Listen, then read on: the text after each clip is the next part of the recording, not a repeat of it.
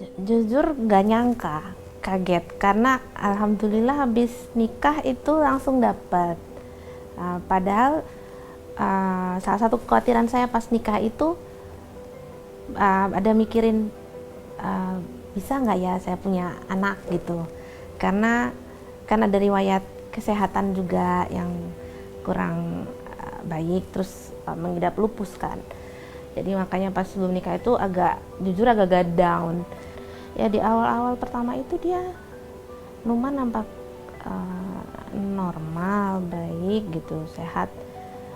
Secara fisik dia sehat. Nah, tapi terus ya itu khawatiran saya waktu itu pas hamil karena saya banyak minum obat, terus kemudian ada suntik, pernah sempat diopname tapi dokternya bilang kan nggak apa-apa karena sebelumnya pasien-pasien lupus yang hamil juga anaknya nggak apa-apa kok, ini obatnya aman gitu. Tapi qadarullah ya pas setelah Numan lahir menjelang setahun itu baru saya sadar ternyata dia spesial. Gitu. Saya nggak tahu belum tentu akibat obat juga, tapi ya begitu saya udah tahu anak saya agak lain, kemudian saya bawa ke dokter anak untuk di observe ya, dan didiagnosa ternyata kan dia autis ya, anak saya itu. Jadi tapi ini saya jujur waktu pas kekhawatiran jelas ada, tapi saya lebih ke nggak ada fase, alhamdulillah saya ngerasa nggak ada fase denial gitu. Saya terima aja, oh ternyata anak saya memang spesial, beda gitu. Saya orangnya nggak gitu pinter main sama anak-anak. Dari dulu. Maksudnya itu, jadi itu salah satu yang saya pikirin tuh memang juga begitu. Kayak anak umur 3 bulan kan, ada ibu-ibu saya ngeliat adik ipar saya aja. Itu pintar ya, saya anak bayi itu kecil banget gitu. Saya orangnya cenderung memang serius, agak introvert gitu. Jadi ya saya main sama anak saya, tapi terus saya ngomong sama kakak saya, ini kayak gini aja ya mainnya. Terus kita sama boneka gini-gini tuh, gini, gitu. Jadi saya nggak gitu pinter tuh. Tadi baca cerita, ya udah baca cerita.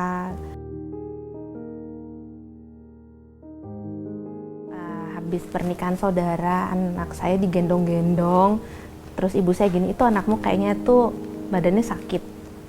Karena namanya bayi masih segitu, pindah tangan, kadang orang gendongnya gimana, itu kayaknya sakit deh, karena tadi mama gendong, dia nangis.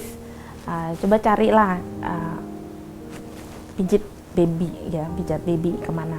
Terus saya googling ya, cari tahu, akhirnya tahu ada Mamenjo. Ya udah saya bawa kemari, dan alhamdulillahnya saya rasa tidurnya jadi lebih enak ya kalau setiap habis massage. Jelas banyak membantu untuk sensorinya ya, motoriknya, dan dia cukup aktif anaknya. Semenjak terus treatment sini akhirnya ngerti, ngobrol sama terapisnya juga kan, jadi banyak dapat ilmu juga. Jadi kayak anak pilek bagusnya gimana gitu kan, kayak ini essential oilnya aman, bisa langsung usapin ke dada, ke perut. Waktu itu saya nggak gitu ngerti, cuma naruh ya kayu putih itu di air hangat gitu. Kalau sekarang kan udah ada diffuser ya. Nah kalau udah diffuser sekarang saya udah nggak gitu pening kalau anak pilek. Dulu gimana pilek juga udah lebih enak karena bau essential oilnya, mintnya kan kemana-mana, anak-anak jadi plong. Jadi pilek pertama itu cukup stres saya.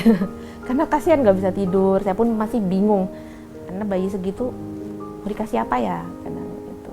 Banyak dapat ilmu juga dari terapisnya, dikasih tahu gimana terus pakai essential oil.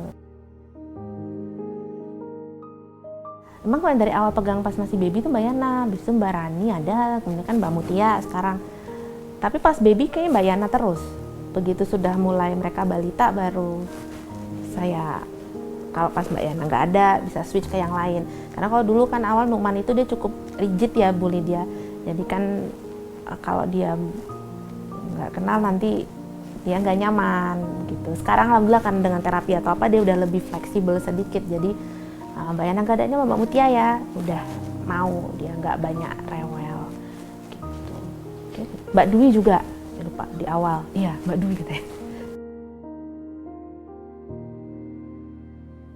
Pertama saya selalu berdoa itu supaya keyakinan mereka, iman mereka itu kuat, atau menghadapi nanti kedepannya zaman dunia gimana. Saya harap mereka kuat, tahu betul siapa mereka, jati diri mereka. Itu menurut saya itu. Karena mereka seorang muslim, saya berharap mereka tetap pegang teguh itu, imannya kuat, tanpa true to themselves ya, tetap jadi diri sendiri, tahu siapa meskipun sekitarnya bagaimana, itu salah satunya. Kemudian saya berharap mempunyai akhlak yang baik, itu selalu saya doain, akhlak yang baik. Semoga kemanapun dia melangkah, kemanapun mereka pergi, itu selalu dipertemukan Allah dengan orang-orang yang baik, yang sayang sama mereka, dan mereka pun juga bisa menjadi anak-anak yang baik ya, bermanfaat, bisa membantu orang lain. Tuh. Kemudian baru setelah itu ya saya berharap mereka jadi anak-anak pintar gitu. Tapi yang dua itu sih yang utama yang selalu saya doain. Dan saya juga berdoa berkaitan dengan sedikit tantangan tadi ya Ibu, lebih kepada abangnya, karena abangnya spesial itu. Saya tentunya mikir gimana saya mengajarkan dia konsep akan Tuhan, ibadah, karena itu sesuatu yang nggak bisa dilihat ya, dan anak autis ini kan dia visual, jadi saya mikir terus, ini gimana ya dibacain. Kalau anak lain mungkin kita baca cerita, terus suruh menghafal apa gini gitu. Saya mikir ini anak gimana ya, saya pengennya dia ngerti dulu, paham kenapa dia sholat misalnya gitu ya. Saya mau dia punya pemahaman dulu. Cara bikin pahamnya gimana? Ya Allah, ini memang anak ini Engkau yang memberi. Tolong bantu saya supaya dia bisa mengenalmu. Itu aja sih. Jadi, dan ya alhamdulillah, ternyata cukup dengan beberapa pertanyaan terus dia ngerti. Dan sampai sekarang alhamdulillah Numan itu hafalannya apanya itu malah bagus. Jadi itu bukan saya sama sekali, saya tahu. Maka kalau ditanya pencapaian saya sebagai ibu apa, saya ngerasa biasa aja. Karena menurut saya yang membantu saya itu semuanya memang Allah gitu.